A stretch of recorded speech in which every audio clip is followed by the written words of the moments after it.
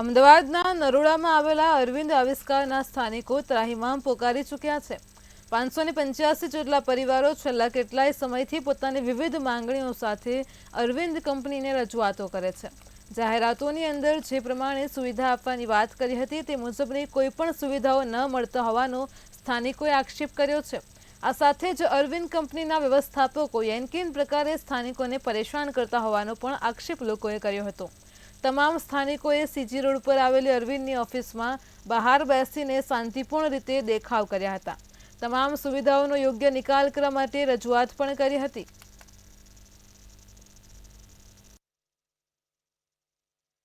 નરોડા વિસ્તારમાં આવેલી અરવિંદની જે સાઇટ છે તેની અંદર 584 થી પણ વધારે પરિવારજનો છે તે હેરાન થઈ રહ્યા છે અને હેરાનગતિ જે છે તેને લઈને તેઓએ વારંવાર રજૂઆતો કરી છે, તેમ છતાં પણ નિરાકરણ ન આવતા અંતે તેઓ જે ઓફિસ જે છે ત્યાં પહોંચી ચૂક્યા છે અને શાંતિપ્રિય રીતે ધરણા કરી રહ્યા છે। તેઓની માંગ જે રહેલી છે તે માંગ છે કે તેને જે પ્રાથમિક સુવિધાની જે મોટી જે વાતો કરવામાં આવેલી હતી તે વાતો પ્રમાણે એમ્યુનિટી જે આપવામાં આવી હતી તે એમ્યુનિટીઝ પ્રમાણે વસ્તુઓ મળી નથી, તેને લઈને રજૂઆતો છે। અચ્છા, શું લાગે કેટલી વસ્તુઓ જે છે જે પહેલાં બતાવવામાં આવી હતી ને હવે નથી?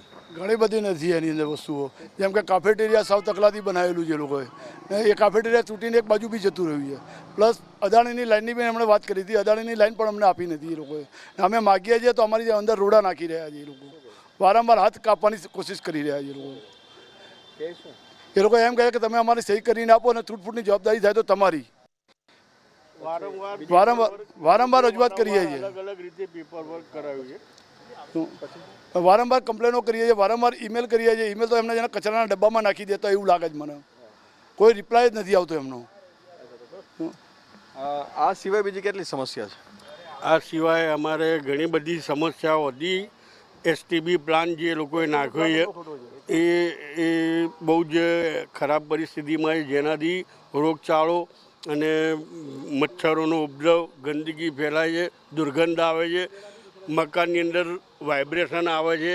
આ બધા મુદ્દા બી છે, પણ અમે આ બધા મુદ્દાને અમે પછી થોડુંક ઇગ્નોર કરીને અમે જે મેઇન મુદ્દો તો અમારો સીએનજી પાઇપલાઇનનો, પીએનજી અદાણીની પાઇપલાઇનનો અમે લોકો એક હેરાન કરે છે કંપની કે અમે લોકો ત્યાં આગળ ગયા તો એનઓસી અદાણીએ અમને એવું કીધું કે તમારે અરવિંદમાંથી આ ફોર્મ ઉપર એનઓસી લાવવી પડશે।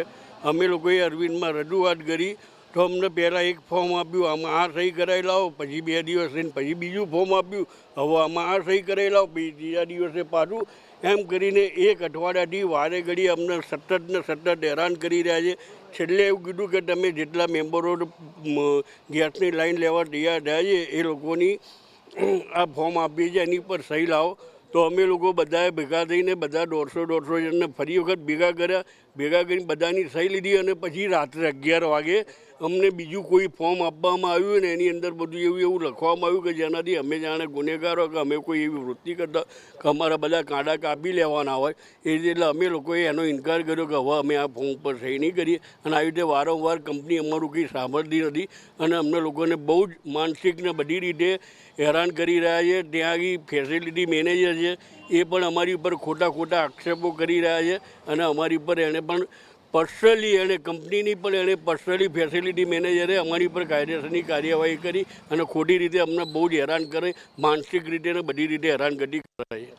હવે ना आना सिवाय बीजी शू समस्या है? महिला तरीके કેટલી समस्या થાય છે? तो पानी की भी समस्या है, पानी की पाइप लाने वाली वो भी नहीं आई म्यूनसिपालिटी की।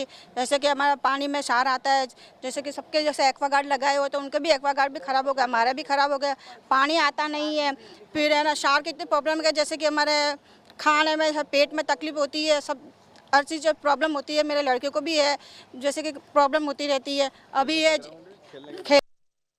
पर इतने नहीं है कि छोटे बच्चे ही खेल सकते हैं, बड़े कुछ खेल नहीं सकते हैं। और बड़े बच्चे उनको खेलने का होता है तो वो कहीं जा नहीं सकते, उनको फिर क्या कर सकते हैं। और ये नहीं है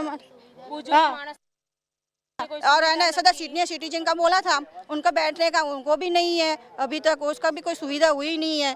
और अभी पीएनजी आने वाला था, पीएनजी में जिसने इतने सारे लफड़े किया, 1 महीने से जो मेरा हस्बैंड जो है ना ये क्या कहते सिलाई का काम करते हैं, उनको भी है ना धक्के खा के हम परेशान हो गए। સિંકેજની પ્રોબ્લેમ એટલી છે કે આખું ઘર આમ પૂરું સિંકેજથી દેખાય છે। કેટલી પણ પ્રોબ્લેમો છે સોલ્વ કરવાનું કોઈ આ લોકો મંતવ્ય જ નથી। ગમે તેમ મકાનના પોઝિશન લેવા માટે એટલા ધક્કા ખાધા છે કે કોઈ એનો સમય જ નથી, કે એટલા બધા ધક્કા ખાઈને અમે લોકોએ લડીને ચાવીઓ લીધી છે. એના પછી પણ અત્યારે કોઈ પણ સોલ્યુશન હજુ આવ્યો નથી. કેટલા પરિવારજનો એટલા હેરાન છે કે અત્યારે મકાન અમે તો બહુ પરેશાન થઈ ગયા છે. हमने तो ऐसे पोजीशन फंसाई लिया ना था क्या? ना, तो मेरे हस्बैंड बीमार खुद पड़ गए थे, इतने सारे જે પ્રમાણે સમસ્યાઓ જે છે 500થી પણ વધારે પરિવારજનો છે હેરાનગતિ છે, કારણ કે તમામ જે લોકો છે તે મધ્યમ વર્ગના છે, તેઓએ હપ્તા ભરીને પણ મકાન લીધા છે અને સાથે સાથે ઘણા લોકોએ દાગીના પણ ગીરવે મૂક્યા છે. આ પરિસ્થિતિની અંદર જે લોકો જે છે રહી રહ્યા છે, પરંતુ જે એમ્યુનિટીઝ માટે મોટી મોટી જે જાહેરાતો આપવામાં આવતી હતી તેવી કોઈ જાહેરાતો પૂરી ના કરવામાં આવતા તમામ લોકો આ તડકાની અંદર પોતાના ધરણા કરી રહ્યા છે. કેમેરામેન રાહુલ વાઘેલા સાથે મેહુલ દુધરેજિયા, મંતવ્ય ન્યૂઝ, અમદાવાદ.